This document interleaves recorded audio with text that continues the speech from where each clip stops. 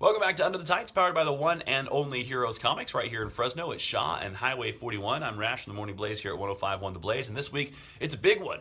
Big time movie release this weekend, Spider-Man Homecoming, starring Tom Holland, who will be the third actor to play Spider-Man since Tobey Maguire first did for Sony back in 2012, comes out on Friday. Why so many actors to play this character? In comparison, Hugh Jackman's the only guy to play Wolverine in pretty much that same exact time span.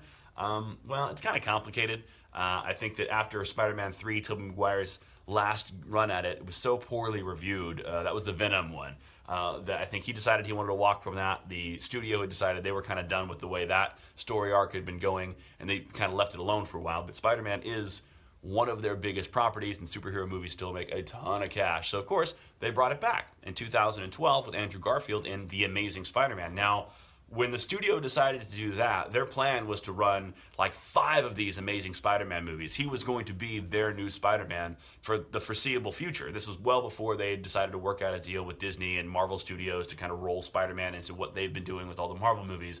Sony had a dedicated idea for Garfield, an Amazing Spider-Man, to run, like I said, like 6 different feature films. Why did it only get to 2?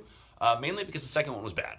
The first one was really, really good, and I thought Andrew Garfield did a fantastic job with the part. I thought he was a great Peter Parker. I thought he did a good job with the quick wit that comes with being the Spider-Man. And that first movie I thought was very, very well done. The second one, I thought he still continued to do a good job, but the script wasn't real good. The casting wasn't really good in that one. That was one where Jamie Foxx, who I like, by the way, was Electro. Didn't really like him in that one, and I don't think anybody else really did either. So the studio started getting a little worried about the reviews from the second one, although they still had like 3 more movies they were going to make after that. I think the final nail in the coffin on Amazing Spider-Man might have been a benefit event or a studio event that Andrew Garfield was supposed to be at in Brazil in 2015. The point was to announce Amazing Spider-Man number 3. Now, as his story goes, he was sick and told the people, hey, I can't make it to this thing.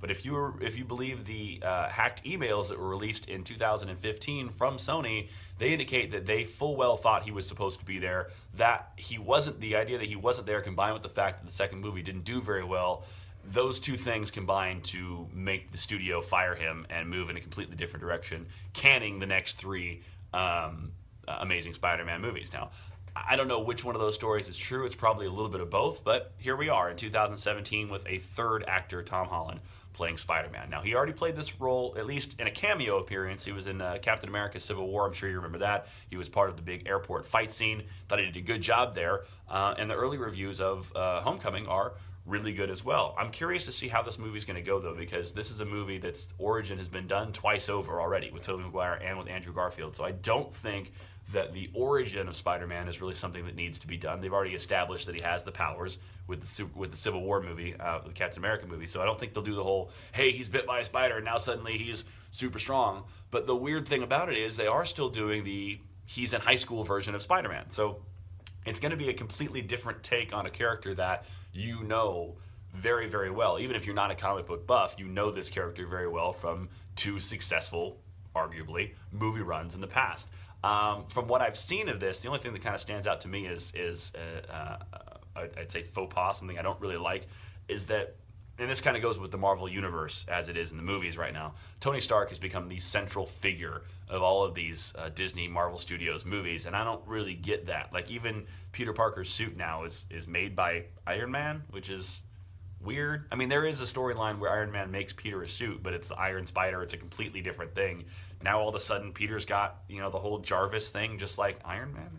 I'm hoping that's just like at the beginning of the movie or in the middle, and somehow he scratches that and develops his own suit, because that's kind of strange. I don't like this Iron Man centric stuff, but but I have hopes for the movie. From what I've seen, it looks pretty good. The reviews have been pretty good, and I think the villain, the casting, really, really good as well. I think that the Vulture is going to be a good one. He's an older guy, and it's kind of a good dynamic between the young superhero and the aging villain in this one. And Michael Keaton, who I'll always think of as the best Batman ever, stars as Vulture in this movie. So I'm expecting it to be good. It's going to have a blockbuster weekend, as I'm sure everyone expects. But it's kind of strange that now you're third actor in, seemingly third origin story, back in high school.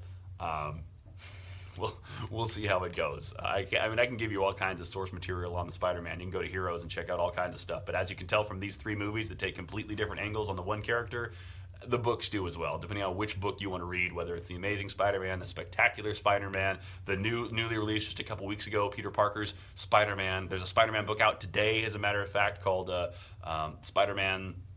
Oh, why can't I think of the name of it? I had it written down right here, too.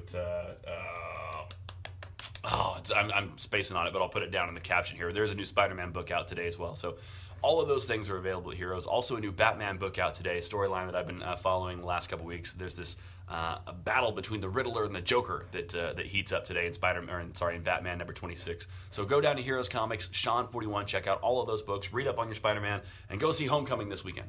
Check out the next video next week. It's been Under the Tights, powered by Heroes Comics.